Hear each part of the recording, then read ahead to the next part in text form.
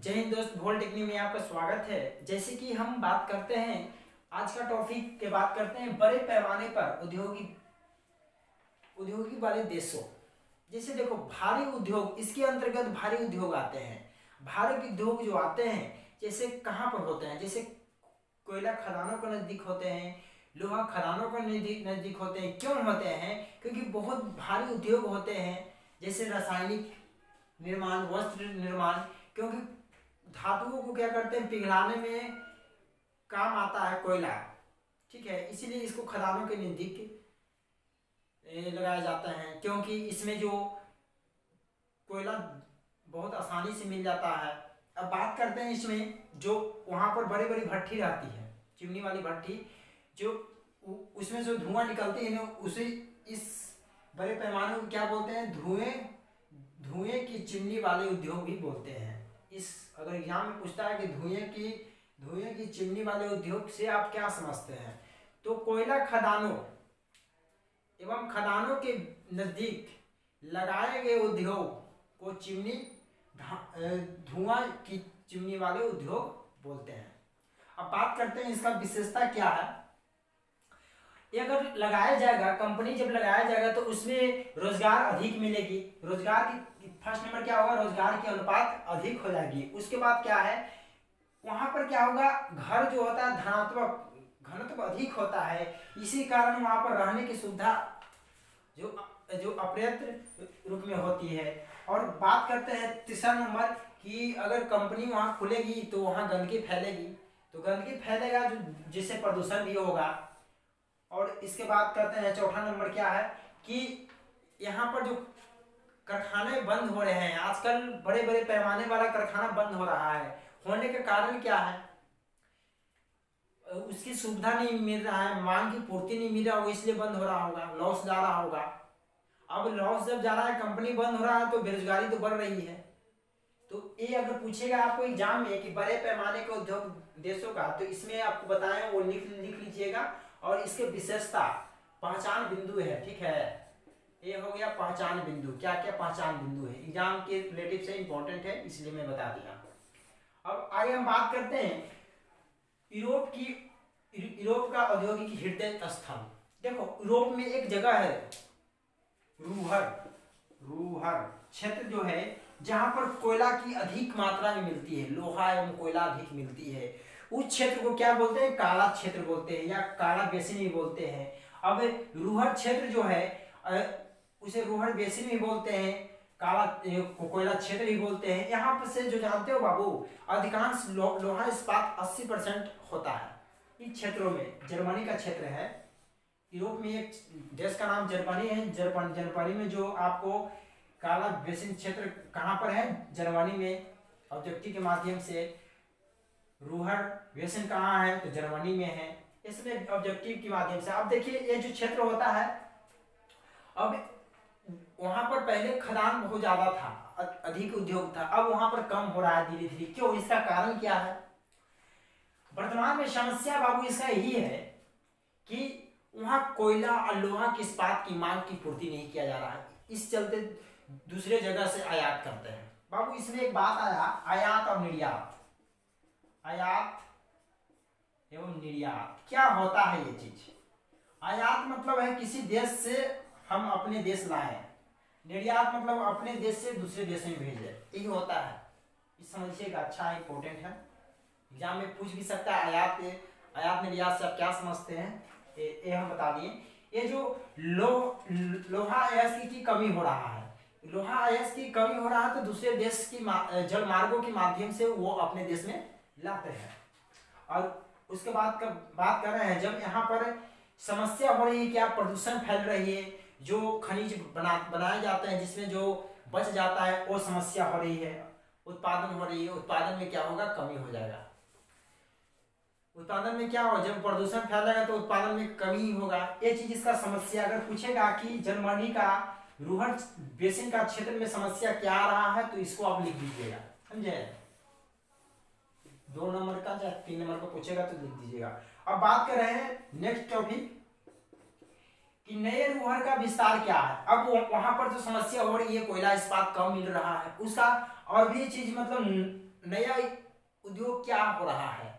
अब वहां पर क्या कर रहे हैं, कोयला एवं इस्पात के संपन्न हो रहे हैं, होने के बावजूद, मतलब कि कोयला इस्पात कमी होने के बावजूद भी वहां पर लोग उद्योग खोल रहे हैं। जैसे कि देखो, बड़े पैमाने पर कार की फैक्ट्री को खोला जा रहा है, विश्वविद्यालय खोला जा रहा है वहां पर खोज करने वाले, उसके बाद रासायनिक यंत्र संयंत्र भी खोला जा रहा है। ये सब चीज है आपको नए रोहन का विस्तार, मतलब नया नया चीज क्या वहां पर हो रहा है। ये हो गया वर्तमान वाला चीज, और ये जो हो गया आपको इम्पोर्टेंट जो ऑब्जेक्टिव के टाइप पर है, और जो ये बताएं अब इम्पोर्टेंट है। दोस्त मैं इसको आप स्क्रीनशॉट ले लीजिए।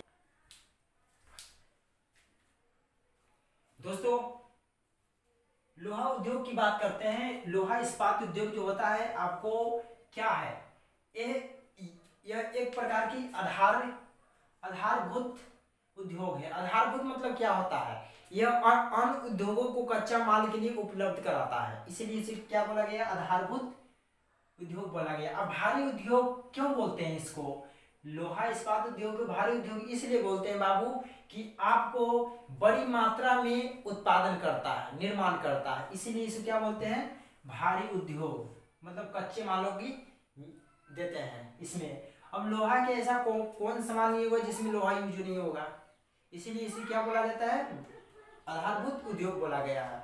अब बात हम करते हैं कच्चा माल। अब कच्चा माल होता है क्या क्या, कोयला, चूना पत्थर, लोहिया यस्क और मैग्नीज। इसमें जो क्या किया जाता है, कच्चा मालों को ताप भट्टी में डाल दिया जाता है, डाल देने के बाद उसमें इस्पात निकलता है। इस्पात में मैग्नीज इसलिए मिलाते हैं कि वो मतलब कि स्टील को मतलब स्ट्रॉन्ग हो जाए, मजबूत हो जाए। और स्थानीयकरण मतलब क्या होता है, अब ये जो उद्योग ऐसे क्षेत्रों में लगाना जरूरी होता है कि जहां पर आसानी पूर्वक से कच्चे माल हमें मिल जाए, इसीलिए स्थानीयकरण हो गया।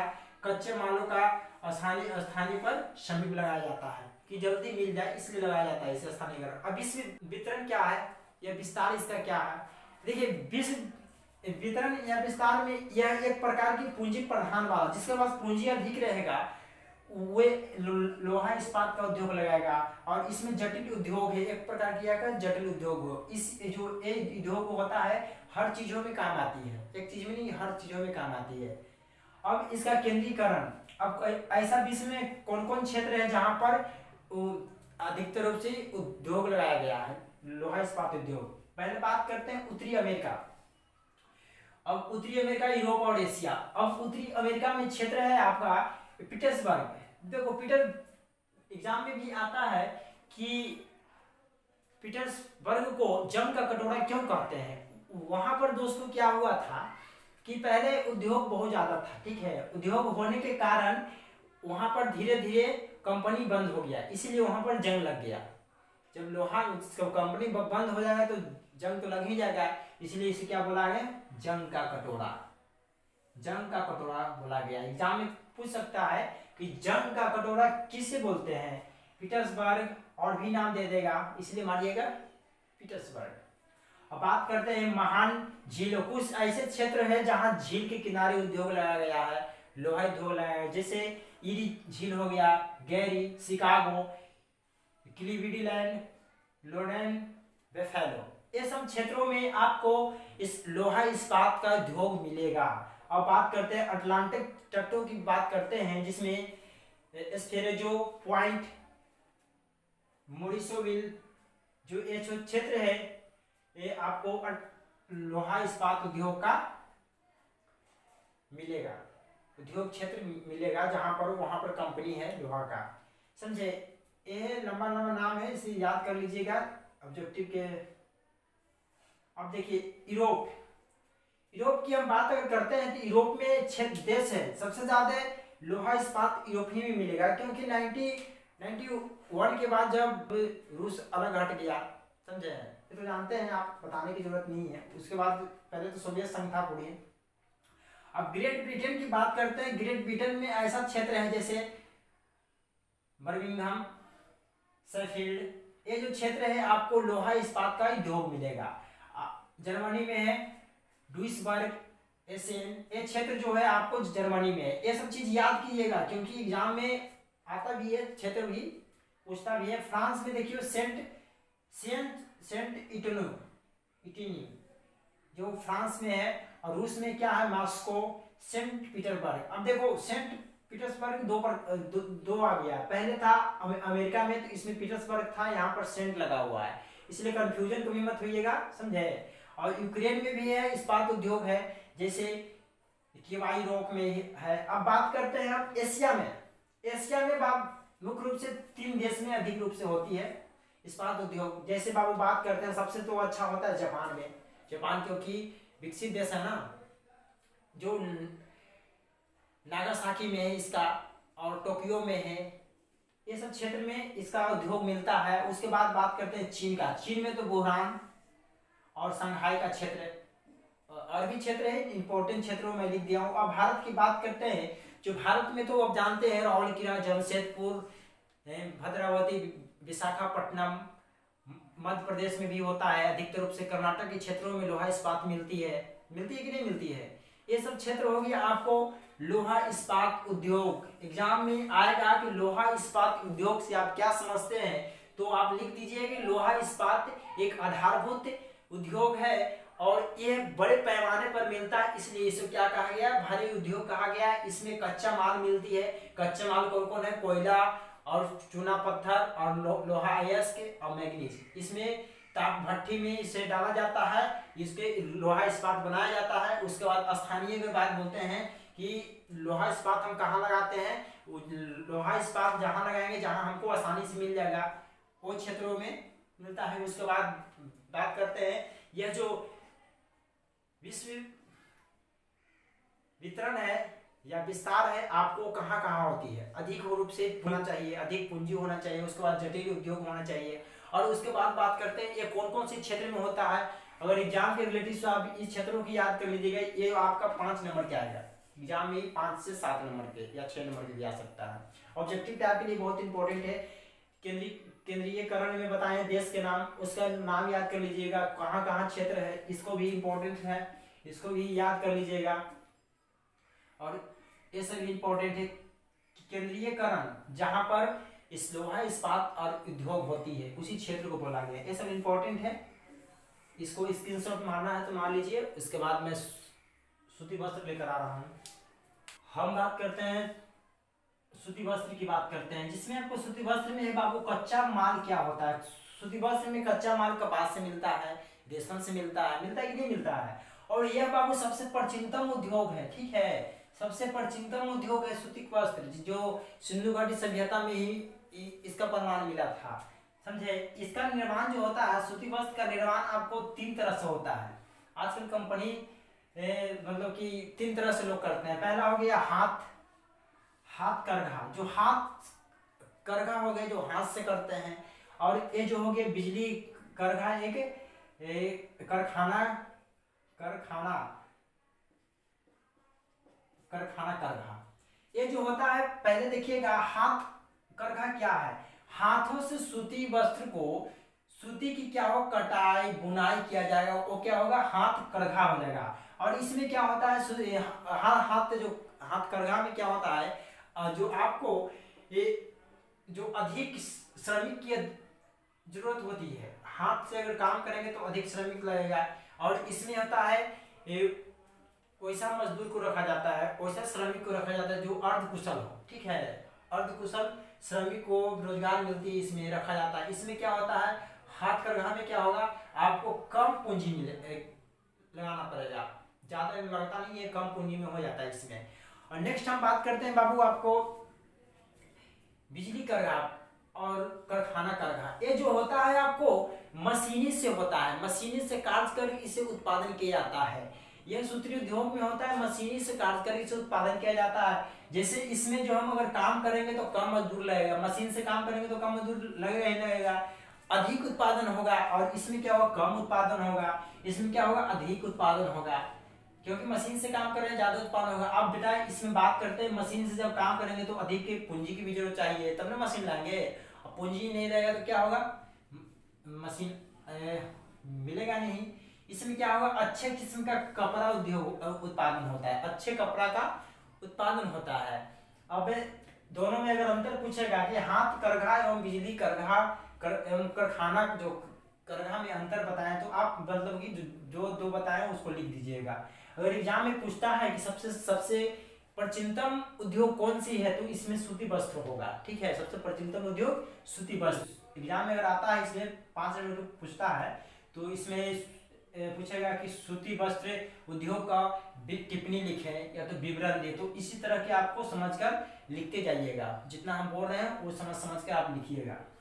बात करते हैं देश की, कि सूती वस्त्र जो होता है कहाँ कहाँ अधिकतर रूप से होता है। जैसे भारत, चीन, USA, United state of America, Pakistan, Uzbekistan, मिस्र, ये सब क्षेत्रों में बहुत दिन मतलब पहले से ही हो रहा है। जैसे सिंधु घाटी की सभ्यता था ना, आपको 2500 ईसा पूर्व से लेकर 1750 ईसा पूर्व, 2500 ईसा पूर्व से लेकर 1750 ईसा पूर्व, उसी समय से उससे अधिक भी क्षेत्र से सूती वस्त्र के उत्पादन हो रहा है, कपास की खेती हो रहा है उससे पहले ही। अब ये जो कर रहा है अकेले जो है, यूरोप जो है आपको आधा कपास आयात कर लेता है अकेले यूरोप देश, क्योंकि यूरोप देश विकसित देश है ना, वो अकेले आयात कर लेता है, समझे। और उसके बाद बात करते हैं UK, United state UK, United kingdom जो ब्रिटेन बोलते हैं उसको, और उत्तर पश्चिमी यूरोप, जापान भी आयाती धागों से कपड़े उत्पादन करता है, मतलब कि सूती कपड़े का उत्पादन करता है। अगर एग्जाम में अगर पूछा जाएगा कि सूती वस्त्र की उद्योग को टिप्पणी लिखे, तो आप इसको जितना हम बोले ना, आपको इसे समझकर कॉपी में नोट कर लीजिएगा। और जो भी मैं बोलता हूँ बार बार वीडियो देखिएगा, उसको रोक रोक के आप समझिएगा, समझने के बाद आप नोट बनाते चलिएगा, एक अच्छा नोट तैयार होगा, आगे के लिए आपको बहुत बेहतर होगा। दोस्तों मैं बात करता हूँ टॉपिक का, जिसमें समूहन अर्थव्यवस्था तक पहुंच। एग्जाम में आता है कि लाभ समूहन अर्थव्यवस्था से आप क्या समझते हैं, तो बेटा लाभ अर्थव्यवस्था ये होता है जो बड़े कंपनियां जो होती है एवं छोटे कंपनियां जो एक साथ मिलकर काम करती है, मतलब कि बड़ा कंपनियां के बगल में छोटे छोटे कंपनियां लगाया जाता है, दोनों को क्या होता है फायदा, लाभ एवं घाटा होता है, वृद्धि होता है उसमें। उसी चीज को जो पैसा बचता है उससे क्या बोलते हैं लाभ समूह। देखिए यहाँ लिखा हुआ है बड़े उद्योगों के समीप, मतलब कि उसके नजदीक स्थिति होने के कारण अन्य छोटे छोटे उद्योग लाभ प्राप्त करते हैं। बड़ा सम जो कंपनी रहेगा उसके बगल में छोटा छोटा कंपनी को जिसको लाभ प्राप्त होता है, जिसके माध्यम से जो औद्योगिक श्रृंखला भी कहते हैं, ठीक है, जो औद्योगिक श्रृंखला का विकास होता है। जैसे एक मान लीजिए बाबू, एक बड़ा कंपनी होगी एक छोटा कंपनी, दोनों मिलकर आसपास काम कर रहा है, इसमें जो क्या होगा दोनों में जो श्रृंखला होगा, ठीक है, श्रृंखला मतलब कि एक तरह काम कर रहा है, जो इसमें काम हो रहा है बड़ा काम हो रहा है, इसमें छोटा छोटा काम हो रहा है, इसी काम छोटा छोटा हो रहा है, तो इसमें क्या होता है औद्योगिक श्रृंखला बनता है। और जो औद्योगिक श्रृंखला में होने वाली बचत एवं लाभ में वृद्धि होती है उसी को क्या बोलते हैं बाबू, लाभ समूहन अर्थव्यवस्था कहते हैं। ये बेटा एग्जाम में आता है कि लाभ समूहन अर्थव्यवस्था से आप क्या समझते हैं, तो जो मैं बोला आप उसको नोट बना लीजिएगा। अब बात करते हैं नेक्स्ट पॉइंट का, उच्च प्रौद्योगिकी उद्योग, मतलब होता है क्या आजकल जो होता है हाई टेक्नोलॉजी आ रहा है, धीरे धीरे हाई टेक्नोलॉजी कंपनी आ रहा है, जिसमें बात करते हैं पहला नंबर है कि आजकल जो युवा पीढ़ी का उद्योग आ रहा है, पहला नंबर है युवा पीढ़ी का उद्योग आना, दूसरा है नीली कॉलर वाली श्रमिक को कम होना, नीली जो कॉलर वाली जो होता है उसको मतलब क्या होता है कम होता है, और उसके बाद है सफेद कॉलर वाली जो श्रमिक होते हैं उसका काम अधिक होता है। मतलब कि बात करते हैं सफेद वाली होती है जैसे बड़े बड़े अफसर हो गए, नीले वाला उसको नीचे होता था, लेकिन अब हो रहा है सफेद कॉलर वाला के अधिक मतलब कि मांग हो रहा है, प्लस उसकी अधिक संख्या हो रही है। अब बात करते हैं उन्नति, नेक्स्ट पॉइंट है, अगर एग्जाम में इसको पूछ लिया जाएगा कि उच्च प्रौद्योगिकी उद्योग से आप क्या समझते हैं, तो ये चीज इतना लिख दीजिएगा, समझे कि आजकल जो हो रहा है युवा पीढ़ी का उद्योग खोला जा रहा है, जिसमें नीले कॉलर वाली जो श्रमिक को कम हो रहा है, सफेद कॉलर वाली को ज्यादा अधिक संख्या बढ़ रही है, ये सब लिख दीजिएगा। उसके बाद है नेक्स्ट पॉइंट है बाबू, उन्नति वैज्ञानिकों एवं इंजीनियरिंग उत्पादकों का निर्माण क्यों कैसे हो रहा है, एग्जाम में भी पूछ सकता है। उन्नति वैज्ञानिक एवं अच्छे जो वैज्ञानिक क्षेत्र जो इंजीनियरिंग जो उत्पादन हो रहे हैं, निर्माण कैसे हो रहा है, इसका क्या कारण है, या एग्जाम में पूछेगा विवरण दे या टिप्पणी दे, जो भी करे वो लिख दीजिएगा। देखिए कैसे लिखना है, गहन शोधन, मान लिया कि ये सामान को है, सामान को हम शोध करेंगे अच्छा तरह से कि इसका क्वालिटी सही है ना, इसमें विकास करेंगे, अच्छी तरह विकास करेंगे और इसकी गुणवत्ता को जानेंगे, ये चीज हो गया पहला पॉइंट। और दूसरा पॉइंट है कि आजकल बाबू इलेक्ट्रॉनिक मानव यंत्र, यांत्रिक मानव बनाया जा रहा है, जैसे रोबोट को बनाया जा रहा है। और नेक्स्ट हो गया कंप्यूटर के डिजाइन पर आधारित भी बनाया जा रहा है, जिसके CAD कहते हैं। और उसके बाद है धातु को पिघलाने वाले इलेक्ट्रॉनिक यंत्र की सुविधा हो रही है। अगर आगे बात करते हैं तो दवाइयाँ बढ़ रही है, औद्योगिक क्षेत्रों में रासायनिक प्रक्रिया भी ज़्यादा हो रहा है, इसीलिए उसको दवाइयाँ अच्छी मतलब दवाइयाँ क्वालिटी की बनाई जा रही है, समझे। अब क्वेश्चन अगर पूछता है आपको कि प्रौद्योगिकी ध्रुव जो पोल, जो साउथ पोल नॉर्थ पोल, वहां पर हाईटेक HIT प्रमुख नगरीय परिधि क्षेत्रों में क्या हो रहा है, वहां पर विकास ज्यादा हो रहा है आजकल, क्यों, इसका कारण क्या है। अब देखो जहां पर कोई चीज था ही नहीं, वहां पर जाकर टेक्नोलॉजी, हाई टेक्नोलॉजी ला रहा है, जो हाई टेक्नोलॉजी वहां पर ला रहा है, इंडस्ट्री फैला रहा है, तो क्या करेगा उसमें, तो उसमें पहला नंबर अगर विशेषता वहां से पूछेगा कि प्रौद्योगिकी ध्रुवीय क्षेत्र में विशेषताएं क्या हो, इसका जानकारी है। पहला होगा कि कुशल श्रमिक व सस्ता श्रमिक मिल जाता है। कहने का मतलब है कि वहां पर कभी कंपनी नहीं खोला, अब नया कंपनी खुल रहा है तो पढ़ा लिखा इंसान को जल्दी मौका मिल जाता है, तो ज्यादा अच्छा होगा, पहले उसको चुनेगा। उसके बाद सस्ते श्रमिक मिल जाता है, काम करने के लिए बेरोजगार अधिक होगा, तो कंपनी खोलेगा तो उसको सस्ता मिलेगा ना। अब वहां पर क्या है, यातायात के संचारण साधन की विकास हो रही है, ध्रुवीय क्षेत्र में यातायात की संचारण भी हो रहा है, मतलब आने जाने के साधन में विकास धीरे धीरे हो रहा है। उसके बाद है कि वहां पर जो भूमि सस्ता मिल जाती है, भूमि क्या है वहां पर सस्ता मिल जाती है। अधिकतर रूप में देखिएगा ध्रुवीय क्षेत्र में कुछ भी नहीं रहता है, लेकिन वहां पर धीरे धीरे कंपनी बना रहा है, तो वहां तो ढेर सारा जब प्रीत जगह रहेगा तो सस्ता मिल ही जाएगा, ऐसा नहीं कि महंगा मिलेगा। जहाँ कुछ भी नहीं है, वीरान है, वहां फ्री में मिल जाता है। अब वहां पर वैश्विक तकनीकी का परिचय हो रहा है। देखिए वो क्षेत्र में कभी तकनीकी का ज्ञान नहीं था, अब धीरे धीरे उसे परिचय हो रहा है, उत्सुकता अंदर से मतलब रहेगा ना, तो काम करेगा इंसान।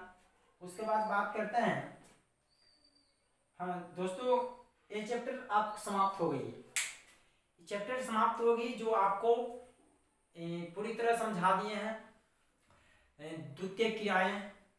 दोस्तों ये जो पढ़ाया जा रहा है NCERT के माध्यम से पढ़ाया जा रहा है, हर एक टॉपिक को पॉइंट बाय पॉइंट में समझा रहा हूँ। NCERT के माध्यम से जितने भी 12th क्लास के जो बच्चे होंगे उनके लिए बहुत इंपॉर्टेंट होगा। अगर डीपली पढ़ना चाहते हैं तो इस चैनल से बने रहें, बेल आइकन दबाइए, तब नेक्स्ट वीडियो का आपके पास जाएगा। बेल आइकन नहीं दबाइएगा तो नेक्स्ट वीडियो नहीं जाएगा, इसलिए सब्सक्राइब करें, बेल आइकन दबाएं और शेयर भी करें दोस्तों के पास, अपनों पास, सबके पास। एक्सरसाइज 7 नेक्स्ट आएगी, मतलब तुरंत ही आ जाएगी, ज़्यादा दिन नहीं, 1 आध 2 दिन में आ ही जाएगी। थैंक्स।